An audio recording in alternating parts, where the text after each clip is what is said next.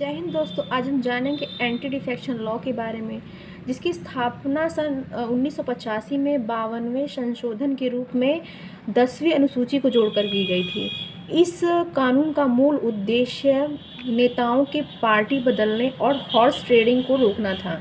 सन 1960-70 के दशक में राजनीतिक स्थिरता को बनाए रखने के लिए इस कानून की आवश्यकता हुई, जिसमें मूल प्रावधान कुछ इस प्रकार हैं।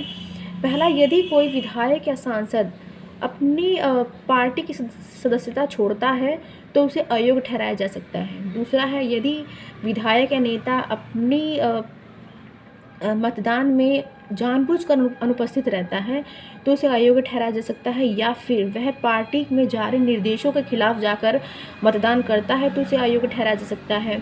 और चौथा, यदि कोई निर्दलीय नेता किसी अन्य राजनीतिक पार्टी में शामिल होता है तो उसे अपनी सीट गंवानी पड़ सकती है। इस कानून के कुछ अपवाद भी हैं। यदि किसी राजनीतिक पार्टी के सांसद या विधायक 1/3 विधायक या सांसद इस्तीफ़ा देते हैं तो उन पर ये कानून लागू नहीं होता है।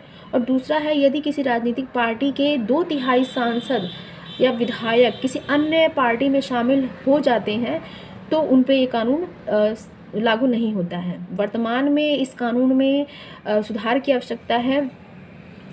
ये उस समय चर्चा में आया जब महाराष्ट्र विधानसभा में शिवसेना सरकार की जो 2 गुटों में विभाजित हो गई थी और फिर बाद में एकनाथ शिंदे को इस की पार्टी के लिए चुना गया। तो उस समय से ये चर्चा में है और इस तरह की चर्चाएं अक्सर हमारे कॉम्पिटिटिव एग्ज़ाम में पूछ ली जाती हैं। इस पर सवाल बनते हैं, जिसका हमें अच्छे से ज्ञान होना चाहिए और उसका अभ्यास होना चाहिए।